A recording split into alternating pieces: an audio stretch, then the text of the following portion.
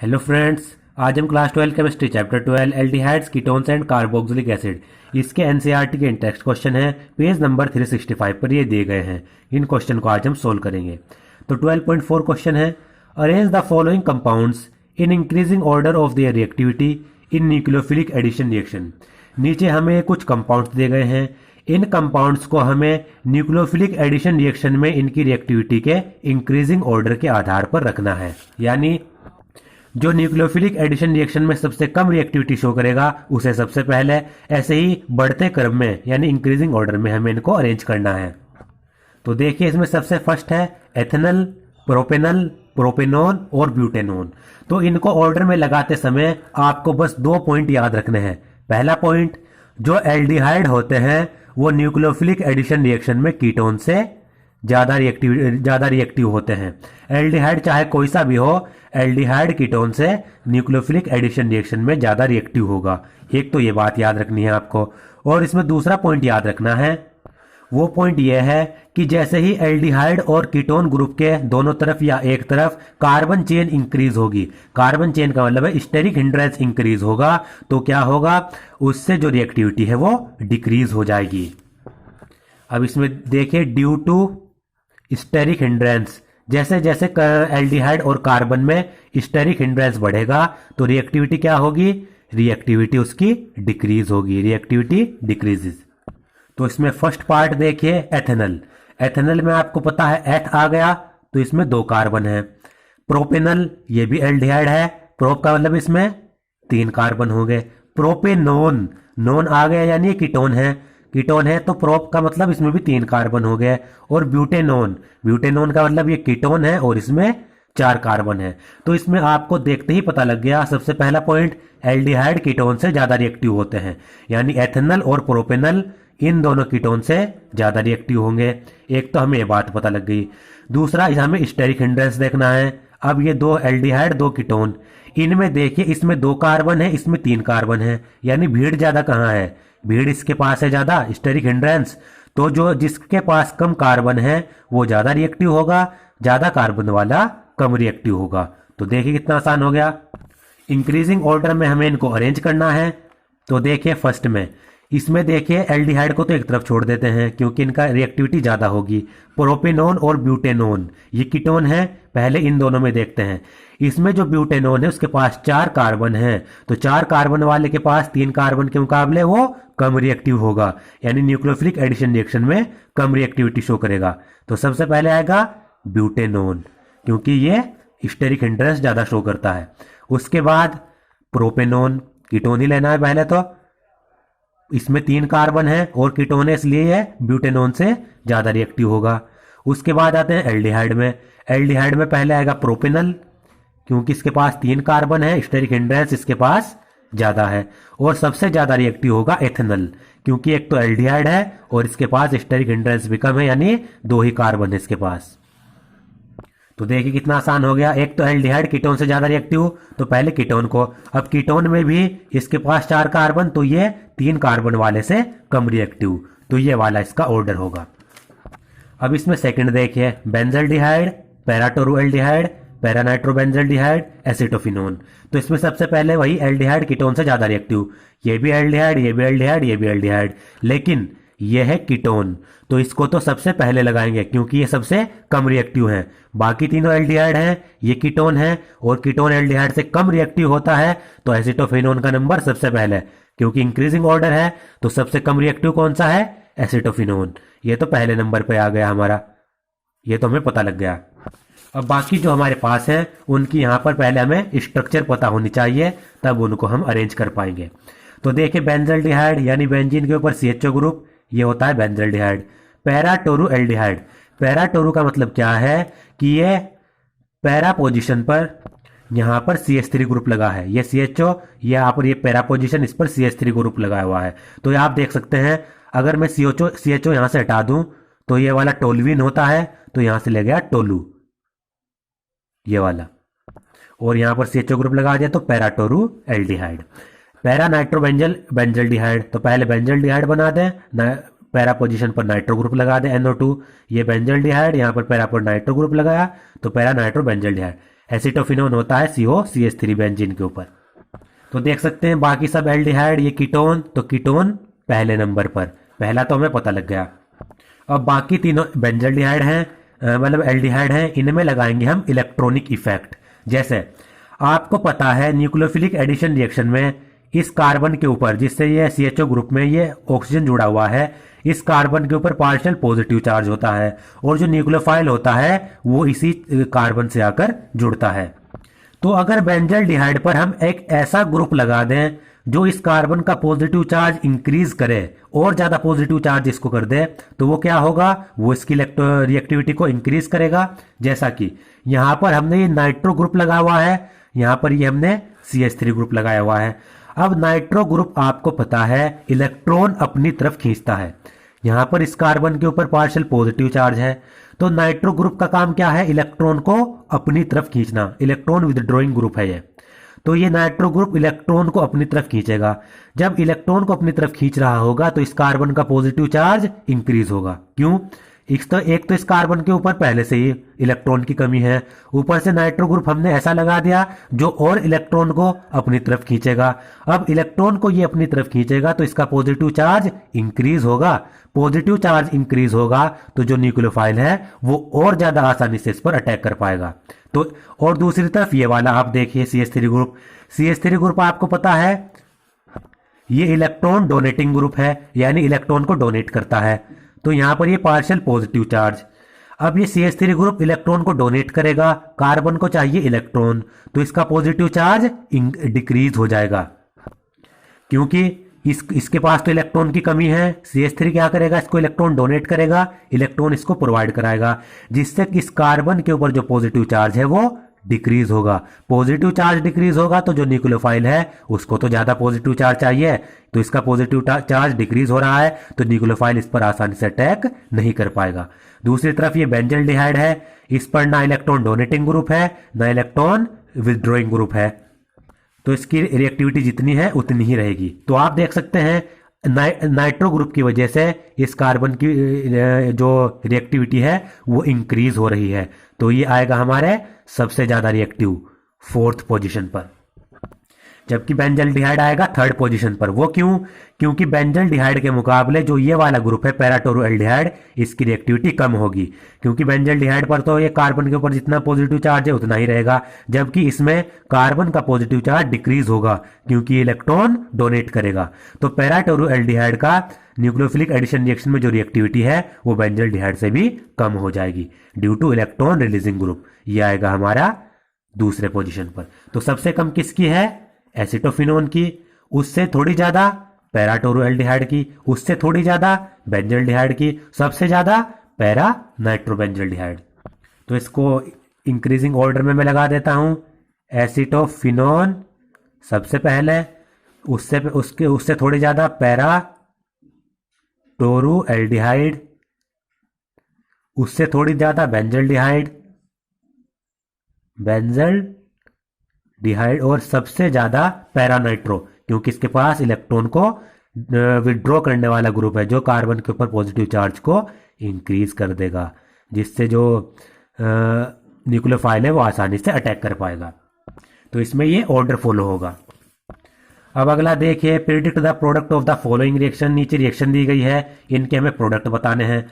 तो इसमें आप देख सकते हैं ये अमाइन और उसके डेरिवेटिव्स का यहाँ पर एडिशन हो रहा है, न्यूक्लियोफिलिक एडिशन। तो सबसे पहले ये रिएक्शन दिखा देता हूं, उस रिएक्शन को देखने के बाद आप ये प्रोडक्ट आसानी से बना पाएंगे।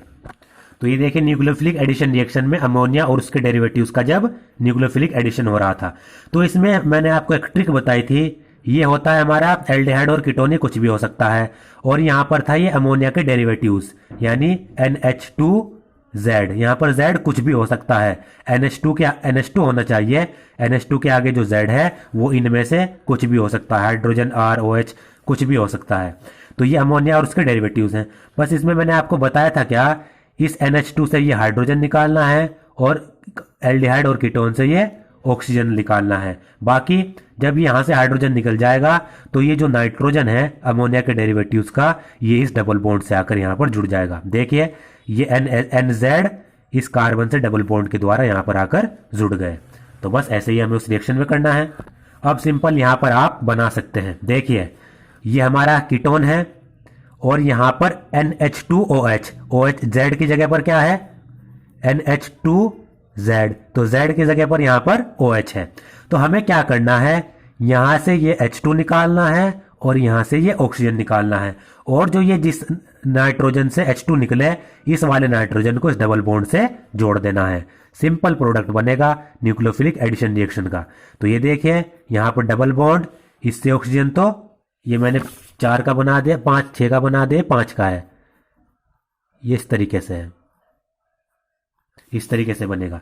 ऑक्सीजन यहां से निकला, यहां से इस नाइट्रोजन को यहां पर लगा दिया हमने, नाइट्रोजन के साथ OH है तो ये OH, ये बना हमारा प्रोडक्ट।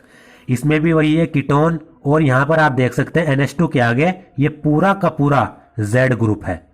तो बस इसमें भी वही करना है, ये H2 हटाना है, यहां से ऑक्सीजन हटाना है, इस नाइट्रोजन और ये नाइट्रोजन के पीछे जो ये लगा हुआ है Z ग्रुप, इसको इस डबल बॉन्ड से जोड़ देना है। सिंपल, आपको ये बहुत ही ज्यादा सिंपल रिएक्शन है।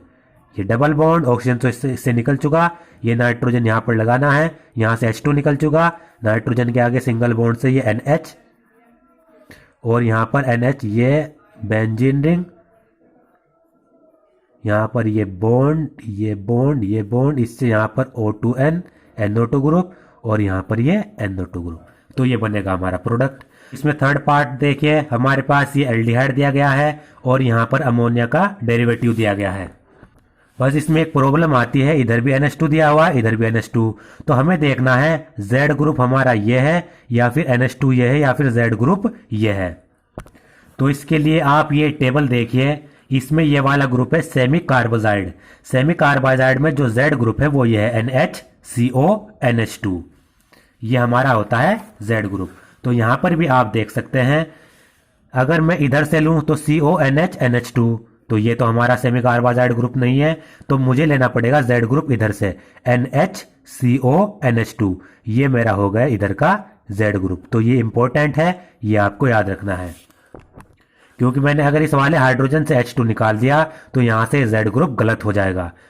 तो हमें तो लेना है सेमी कार्बोजाइड, क्योंकि असली Z ग्रुप वो है, तो NH2 में ये वाला लूंगा, इससे हाइड्रोजन निकालूंगा, क्योंकि इस NH2 के पीछे जो ये Z ग्रुप लगा हुआ है NHCONH2, ये वाला कहलाता है सेमी कार्बोजाइड, ये असली Z ग्रुप है। तो बस मुझे क्या करना है, इस नाइट्रोजन से हाइड्रोजन निकालने हैं, यहां से ऑक्सीजन निकालना है, ये ऑक्सीजन इस कार्बन से डबल बॉन्ड से जुड़ा हुआ है, तो इस नाइट्रोजन को यहां से जोड़ देना है मुझे। तो देखिए RCH डबल बॉन्ड CH, यहां पर सिंगल बॉन्ड CH, ये सिंगल बॉन्ड CH, इस कार्बन से एक डबल बॉन्ड भी है, क्योंकि ऑक्सीजन डबल बॉन्ड से जुड़ा हुआ था कुछ इस तरीके से, ऑक्सीजन निकाला तो डबल बॉन्ड तो इस कार्बन से है, यहां पर ये वाला हमने लगा दिया। बस ये नाइट्रोजन जोड़ देना है, नाइट्रोजन के पीछे NH के पीछे CONH2, C double bond ONH2, ये हमारा बनेगा प्रोडक्ट। ऐसे ही ये देखिए, इसमें क्या करना है, यहां से ये कीटोन है, ऑक्सीजन निकालना है, और ये NH2, इसके पीछे ये Z ग्रुप लगा है, यहां से हाइड्रोजन निकालने हैं, सिंपल है। तो देखिए ये मैंने बनाई कीटोन बेंजीन, यहां पर ये कार्बन, इस कार्बन के नीचे जो CH3 है मैं वहां पर थोड़ा सा नीचे कर देता हूं इसको, कार्बन से डबल बॉन्ड है ये, और ये NCH2CH3, NCH2CH3, ये मैंने यहां पर जोड़ दिया। तो इस तरीके से 4 प्रोडक्ट बनेंगे। बस इसमें थोड़ा ये इंपॉर्टेंट था, हाइड्रोजन यहां से निकाले यहां से निकाले, इसमें कंफ्यूजन था। बस इसमें आपको याद रखना है ये वाला NHCONH2 ये Z ग्रुप है, यानी सेमी कार्बोजाइड ग्रुप है, तो हाइड्रोजन इस वाले NH2 से निकलेंगे।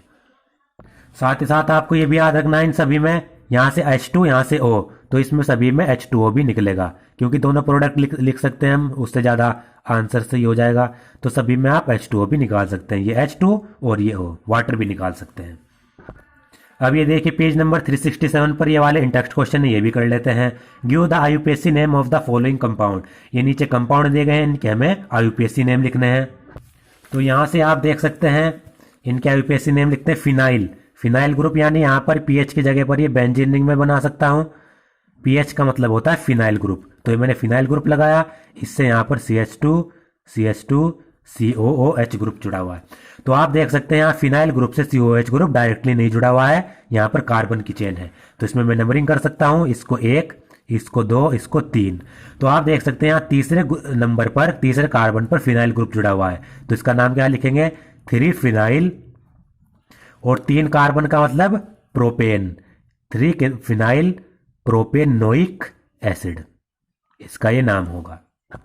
क्योंकि देखिए इस फिनाइल से अगर COH ग्रुप का डायरेक्टली जुड़ा होता तब और नाम होता, डायरेक्टली नहीं है, तो ये जो कार्बन चेन है इसकी नंबरिंग करेंगे, COH से स्टार्ट करेंगे, 1 2 3, 3 कार्बन की चेन बन रही है। तीसरे कार्बन पर फिनाइल ग्रुप जुड़ा हुआ है तो 3 फिनाइल, 3 कार्बन का प्रोपेन, ई हटा देंगे, बाद में कार्बोक्सिलिक एसिड का ओइक एसिड, तो 3 फिनाइल प्रोपेनोइक एसिड। सेकंड देखिए ये हमारे पास यहाँ पर दिया गया है, तो सबसे पहले इसकी स्ट्रक्चर बनाते हैं। यहाँ पर ब्रैकेट में दिया गया है, इसकी स्ट्रक्चर बनाने के लिए मैंने क्या लिखा है बताया था आपको, ये करना है में ब्रैकेट के आगे जो कार्बन है सबसे पहले उसको लिखना है। और इस कार्बन से ब्रैकेट में 2 जुड़े हुए हैं CH3, तो एक CH3 यहाँ पर, एक CH3 इस तरीके से जुड़ गया। फिर इस कार्बन के आगे double bond CH, COOH, simple है। अब इसकी नंबरिंग कर देनी है, COH वाले कार्बन से नंबरिंग स्टार्ट करनी है, 1 2 3 4, 4 कार्बन की हमारे पास चेन बनेगी। तो इसमें देखिए तीसरे कार्बन पर हमारा सब्सटीट्यूट लगा हुआ है फिनाइल, तो सबसे पहले मिथाइल, सबसे पहले से लिखेंगे 3 मिथाइल। और हमारे पास 4 कार्बन की चेन है, तो 4 को क्या लिखते हैं? ब्यूट। और दूसरे कार्बन पर डबल बॉन्ड लगा है, तो ब्यूट 2 इन। और पहले कार्बन पर ओइक एसिड, तो 1 ओइक एसिड। तो इस तरीके से ये इसका नाम होगा। तीसरे कार्बन पर मिथाइल तो 3 मिथाइल, टोटल 4 कार्बन की चेन है तो ब्यूट, दूसरे कार्बन पर डबल बॉन्ड है तो 2 इन, पहले कार्बन पर कार्बोक्सिलिक एसिड है तो 1 ओइक एसिड।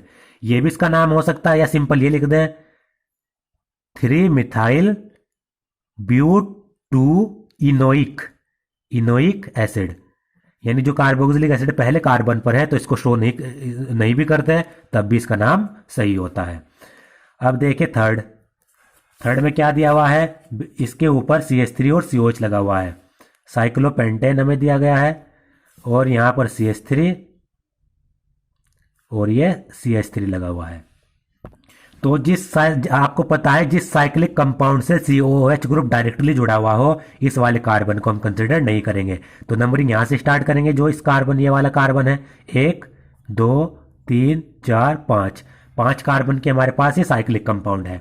और इसके दूसरे कार्बन पर मिथाइल ग्रुप लगा हुआ है, तो देखिए 2, ये हमारा हो गया मिथाइल, और ये हमारा साइक्लोपेंटेन हमारा ग्रुप है, 2 मिथाइल साइक्लोपेंटेन, ये हमारा नाम हो गया। बाकी जो ये COH ग्रुप लगा हुआ है ये इस कार्बन से, यानी ये साइक्लिक कंपाउंड से डायरेक्टली जुड़ा हुआ है, तो इसको लिखते हैं हम कार्बोक्सिलिक एसिड, कार्बोक्सिलिक एसिड, ये इसका नाम होगा। क्योंकि साइक्लिक कंपाउंड से COH ग्रुप डायरेक्टली जुड़ा हुआ है तो इसको कंसीडर नहीं करेंगे, पहले यहां से नंबरिंग स्टार्ट करेंगे, 1 2 3 4 5 कार्बन का साइक्लिक कंपाउंड है, दूसरे कार्बन पर मिथाइल ग्रुप, तो 2 मिथाइल, ये मिथाइल है, 2 मिथाइल, ये साइक्लोपेंटेन, फिर ये लगा हुआ है तो इसको लिख देंगे अलग से कार्बोक्सिलिक एसिड। इस तरीके से इनका नाम लिखते हैं अगर ये साइक्लिक कंपाउंड से COH ग्रुप डायरेक्टली जुड़ा हुआ हो।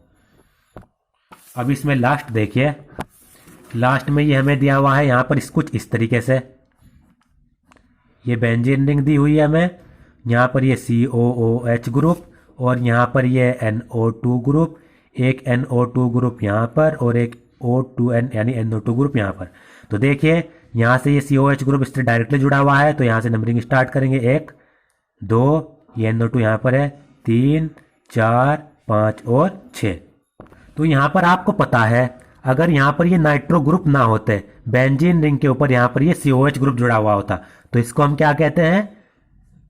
बेंजोइक एसिड, बेंजोइक एसिड कहते हैं। तो यहां पर भी आप देखें दूसरे चौथे और छठे कार्बन पर NO2 ग्रुप लगा हुआ है, बाकी ये हमारा बेंजोइक एसिड है, तो इसको हम क्या लिख सकते हैं? 2 4 6, दूसरे चौथे और छठे कार्बन पर 2 4 6 ट्राई नाइट्रो, यानी 3 नाइट्रो ग्रुप लगे हैं तो ट्राई नाइट्रो, 2 4 6 ट्राई नाइट्रो, और बाकी ये बेंजोइक एसिड,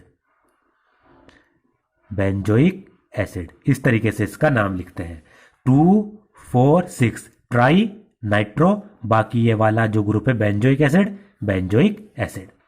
या इसको इस तरीके से भी लिख सकते हैं, बेंजीन को पहले लिखते हैं benzene 2 4 6 tri nitro carboxylic acid. बाकी ये नाम इसका सुटेबल है, इस तरीके से इसका नाम लिखा जाता है।